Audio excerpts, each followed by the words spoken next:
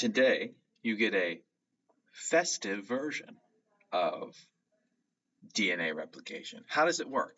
How does DNA actually replicate itself? So we talked about last time, we talked about the Michelson-Stahl experiment, which is seen here. Just to review it real quick. Remember, they determined that it was the semi-conservative model that was actually correct, where the DNA splits into two strands, and we synthesize a new strand on either old strand. And they did that by radioactively labeling both the initially with heavy nitrogen DNA, and then using light nitrogen nucleotides after that to synthesize. So you would get these unique banding patterns when they ran this through a centrifuge process where it spins and separates based on density. So with the semi-conservative model, after the first replication, initially you'd expect it all to be heavy DNA, so you'd have a dark band at the bottom. Then when it created that intermediate DNA that's hybrid, you created a medium, like a band that's kind of in the middle, and then after 2 rounds of replication, you end up getting a band that is much that is a medium, but also light. The dark disappears because there's never ever at this point, again, all heavy DNA, because all new DNA is synthesized light. So initially you have all heavy, then after 1 round you get hybrid, and then after 2 rounds and several rounds after that you get more and more of the light and less of the hybrid, depending on how many times you replicate it. Okay, so that's the semi-conservative model, but how does it actually work? How does this all happen? Okay, so the first thing that has to happen when we want to replicate the DNA is we have to unwind and unzip the helix. The helix is just like a zipper, okay? And there's 2 enzymes that assist in this process. One is called a helicase, and helicase is literally, it's like the zipper of it. You can see it right here. My pointer on right there, right? You can see helicase right there, and it acts as a zipper. It unzips the hydrogen bonds that are found between the DNA bases. Okay, but then there's another issue that happens. So actually, let me get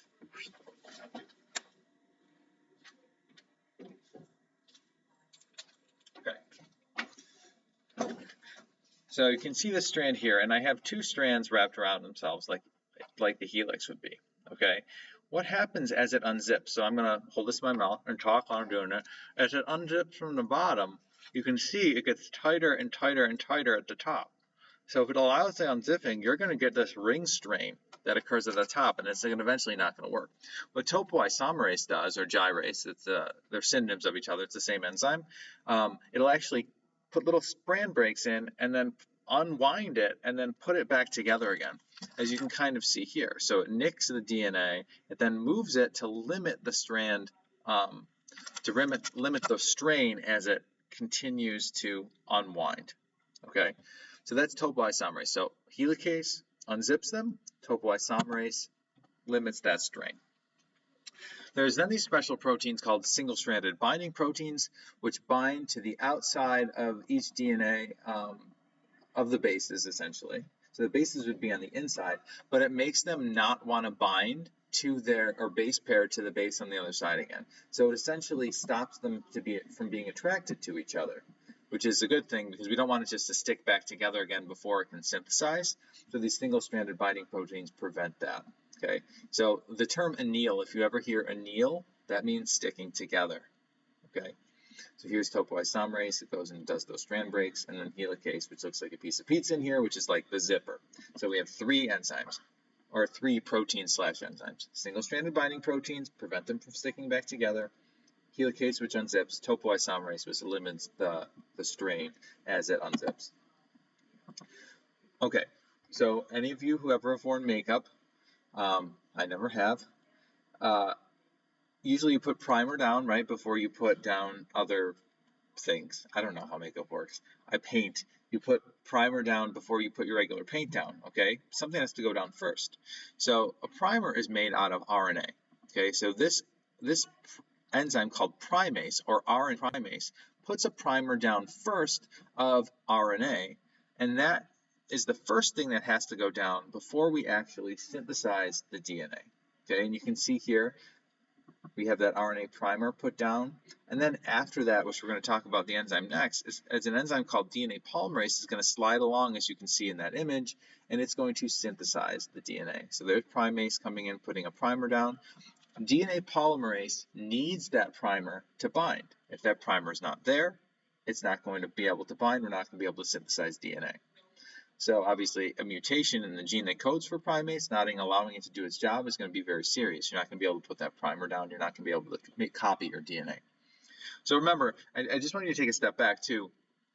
What we're doing in this process is we are copying the DNA so it can be put into a new cell. When the cell wants to reproduce, when we want to create new cells, that's when we're doing DNA replication as a process. Just keep that in mind. Okay. What it's called when we've peeled this apart, this thing is called a replication fork, similar to like a fork in the road, right? It splits off into two. And notice there's numbers here that you may have seen previously. Like, what do those mean? There's the 5' end and the 3' end, and the 3' end and the 5' end. We've talked about this before when we were going over the structure, but remember, it's because DNA runs anti-parallel to itself and in opposite directions. What's interesting is that DNA polymerase, the enzyme that actually copies the DNA, can only run in the 5' to 3' direction. So you can see here it's going 5', and this is referring to the new strand, not the old strand, the one we're synthesizing that's new. It can only run 5' to 3'. But because it's anti-parallel, we have this issue, because on this side, we have to run in like little chunks. We have to put a primer down and work backwards. Okay, that's called the lagging strand. I'll talk about that in a second. We'll go over that. But here's what I mean by the 3' to 5' end. Notice the DNA is based on the number carbon on the sugar. This is the first carbon next to the oxygen. Okay, so 1, 2, 3, 4, 5. Here's 5, here's 3. So DNA is now running in this direction, 5' to 3'. This one, the 5' carbon's here, and the 3' carbon's there, running 5' to 3' in this direction. Okay, you can hear it. Here's looking at deoxyribose, the sugar. There's the 5' carbon. There's the 3' carbon. So now that the primer is laid, as I mentioned, you can synthesize the DNA. And the enzyme that does that, as I said, was DNA polymerase. DNA polymer, long chain of DNA, ACE meaning enzyme.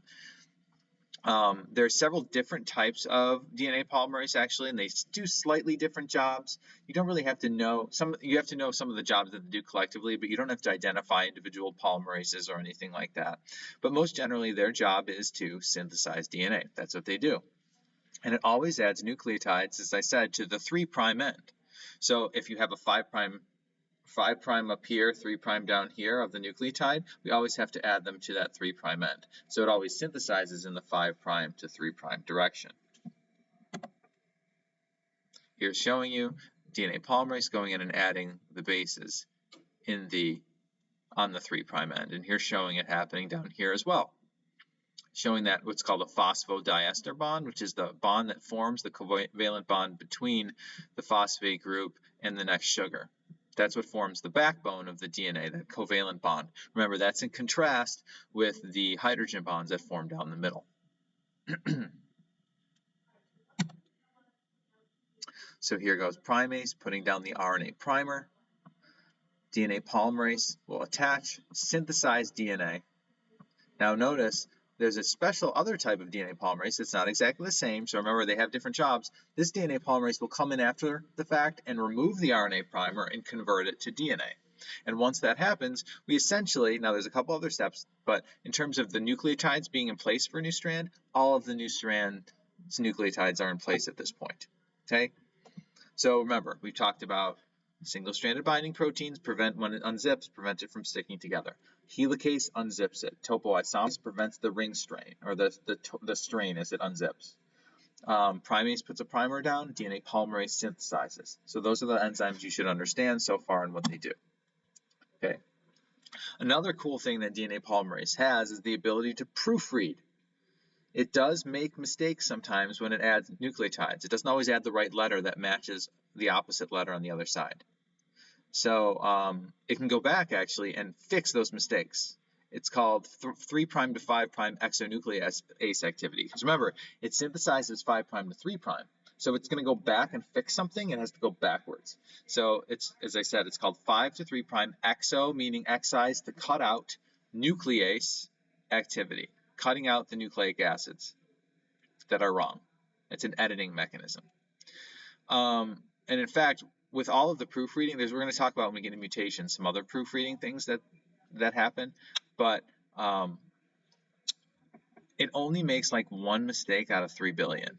It's super accurate, which is kind of cool, but it does make mistakes. There are mistakes that do accumulate as a result of this. So it catches most of them, but it can't possibly catch them all. Similar to if you were reading an essay after you wrote it, right? You'd catch most of the mistakes after you read through the second time, but you probably won't catch them all. Obviously, if you can imagine, now tie this back to cancer, right? If the gene that codes for this subunit that proofreads, this part of the protein on DNA polymerase that does this proofreading ability, you can't proofread properly, and mistakes are made more often. This is a very common mutation that's found in cancers. Similar to how P53 is a common mutation found in cancers, this is another one, right? And this all makes sense. If you can't fix the mistakes, mistakes are going to accumulate. So here's showing you. Now notice A is pairing with C here. That's wrong. And it actually causes a little bump out because it doesn't properly interact. And that's what's recognized. And it cuts it out and replaces it with the proper, if that moves out of the way. I hate when that appears. Disappear. With the proper nucleotide, G pairing with C. This is what it actually looks like. Isn't this super cool? Look at all these beautiful, there's some alpha helices right here, some beta sheets, which are the arrows. There's the DNA in here, the polymerase active site where it's adding it. There's the exonuclease domain of the protein that actually does the 3' to 5' exonuclease activity. As I said, this is what it actually looks like. Minus the curls, it doesn't actually do that, but in terms of its overall general structure, this is how it works. So where does this is an endergonic process, right? We're building sugar, or that's a lie. We're building nucleic acids. So I'm still in respiration photosynthesis mode. Where does the energy come from to drive this endergonic process? Remember, deoxynucleotides, DNTPs, which are the nucleic acids, the individual nucleotides, A, T, G, and C that come in, they have a higher free energy because the names of those nucleotides are GTP, TTP, ATP, and CTP. They're the high energy nucleotides. So when you remove the two phosphates, it actually provides its own free energy to drive the process, which is super cool. So remember, going from ATP to ADP is an exergonic process. Going from ATP to AMP is an exergonic process, an even more exergonic process. So this free energy is used and transferred to the actual building of the DNA molecule. So the building blocks provide their own energy, which is super cool. So I mentioned this earlier that this is going to be a problem. DNA polymerase only will synthesize in the 5' to 3' direction.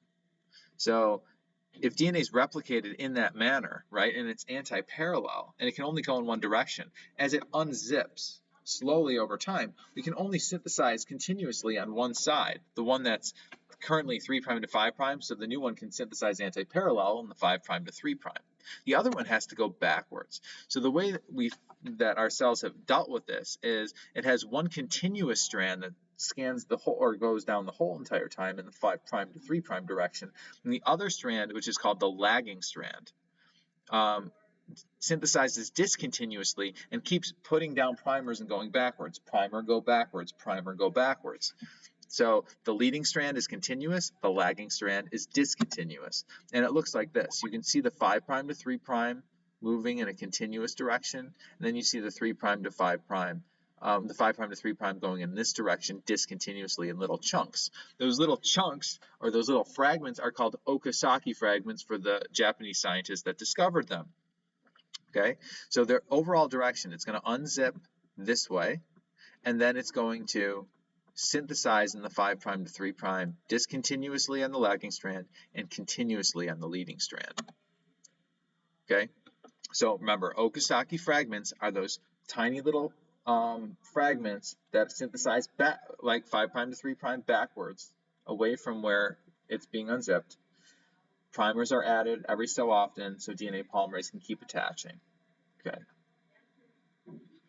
And then at the end, the problem is each of these fragments has a strand break in them. So the covalent bonds are broken between each fragment. There's an enzyme called ligase, which comes in and then solidifies the backbone again. It fixes and forms those covalent bonds that weren't formed yet. Okay, so ligase is important for that. So now we've talked about single-stranded binding proteins. We've talked about helicase. We talked about topoisomerase. We've talked about primase, DNA polymerase. We've talked about DNA polymerase extensively with its exonuclease activity. Now we're talking about ligase, which comes in and solidifies that backbone and forms those, forms the, what's the word I'm looking for? The whole new strand. So here's that leading strand, synthesizing continuously. Primer is being put down on the lagging strand. And we can see it synthesizing backwards, synthesizing backwards, synthesizing backwards. And here's ligase coming in, solidifying that backbone. We have our single-stranded binding proteins. They don't show helicase on here, unless they have, I don't think this is helicase, I think this is topoisomerase that's fixing and going through, though it's not labeled. So DNA synthesis in prokaryotes versus eukaryotes. Remember, prokaryotes have only one origin of replication. Whereas, and what that means is, so remember, prokaryotes have circular DNA, right? Like a big circle. So it'll originate, and what'll happen, it'll create replication forks going in both directions until it's fully synthesized and meets on the other side, okay? This happens much faster than in eukaryotes too. This replication is fast, okay? They have several different polymerases. They're labeled 1 through 5. You don't have to know that really. It occurs in their cytoplasm because they do not have a nucleus. Right? In eukaryotes, that's not the case. They have to replicate in the nucleus because they have one. It has many origins of replication throughout the linear DNA, throughout the chromosomes, okay, or the chromatin. So it happens lots of different times. I'll show you a picture of that in a second. But interestingly, it happens much slower. And you may think like, well, I thought eukaryotes would be more complicated. In a way, they are, right? Why is it slower? You'd think they'd be more efficient. The slowness allows for accuracy. The slow movement, the slower synthesis allows it to be more accurate when it copies its DNA, which is really important. Here's showing you the bacterial synthesis. You see the two replication forks moving in opposite directions. It peels apart, and we create the new bacterial chromosome, as they're called, right? Even though they're circular chromosomes. Here it is. There's the origin of replication, synthesizing in both directions, but it's still, if you zoom in on each individual replication fork, you'll see a similar situation, the leading strand and the lagging strand. Eukaryotes do it multiple times throughout their linear piece of DNA, okay, and then they'll all meet and you'll get two daughter DNA molecules. So, as I said, in summary, like all eukaryotic processes, this is more complicated, right? That's how we're going to imagine for the rest of the course, eukaryotic process is more complicated. And here's showing you the overview of it. Specifically, this is the origin of replication and two replication ports going in opposite directions. Leading strand here, lagging strand there, leading strand here, lagging strand there. We know that this is the 5' end, this is the 3' end because that's the direction it's synthesizing. On this side, there's the 5' end, this is the 3' end. Right? 3'. Okay. That's what it actually looks like. It's a complex, a bunch of enzymes. They're not all separate. They actually are in a giant complex together, all working together, and it's like a molecular machine. That is insane. We can see this is the leading strand down here because it's constantly synthesizing. Okay. On this side, you can see it keeps going backwards. It keeps going. See how it's synthesizing backwards, and then it puts a new primer down, and then it synthesizes backwards, and it puts a new primer down. Super cool. So here's all of everything going on, right? We have our single-stranded binding proteins, which bind after helicase unzips it. We have topoisomerase fixing that strain as it unzips. We have our primase putting down a primer. We have polymerase synthesizing. Now, don't worry about the different names of the polymerases. You don't have to worry about that for AP Bio, right? This is the leading strand. This is the lagging strand because it has to synthesize backwards. Okay, so it's going backwards from each one. And let's see. And ligase comes in and fixes the strand breaks. I think that's it.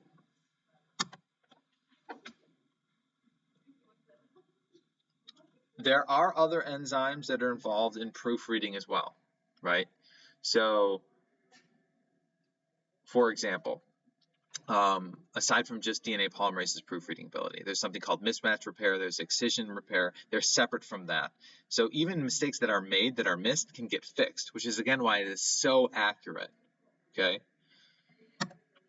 Here's showing you kind of the differences between the two. Just realize that all their jobs are to fix these bases and sequences of DNA that have been put down and not recognized by the DNA polymerase. So, in short, when DNA is damaged due to replication, it can usually be fixed, but mistakes still happen though at a rate of 1 mistake per 3 billion. That's insane. That's an insane level of precision. 1 mistake per genome. Crazy. Okay, the last thing we're going to talk about are the ends of the DNA molecule. They're replicated by a special mechanism. That's called, well, the ends of the chromosomes are called telomeres. And what's weird is every time in most things, as you replicate DNA, every time the telomeres get a little bit shorter and a little bit shorter. Okay, there's actually an enzyme called telomerase, which in certain cells that will extend them to be longer again. Most of our cells don't have telomerase active, certain ones do. And what's important for that is it's actually like a little clock, a time clock for DNA, so that eventually when it replicates a certain number of times, the cell is going to die, which is part of one of the hypotheses to why we age, along with what's called oxidative stress. So here's showing you telomerase extending those telomeres, because every time it gets a little bit shorter, telomerase will build itself and make it longer again. Cancer cells sometimes have activated telomerase to allow it to keep replicating without destroying the cell's DNA. So we actually think, as I said, telomeres are related to aging. We will talk about telomeres again in the course when we get to mitosis and meiosis, right? And so if we can figure out a way to lengthen the telomeres in all of our cells, it's possible that we could actually limit some of the effects of aging, and we can maybe live longer, which is really interesting. Okay, and we can also turn this off in cancer cells, so the cancer stops and dies because it's the telomerase doesn't keep extending the ends of the chromosomes. So here's showing you what should happen, right? Over the time, cells get old and they break down eventually and they'll die. And here's showing you what happens to your telomeres as you get older. They're really short by the time you're age 75. That is the rest of DNA replication. If you have any questions, feel free to ask me.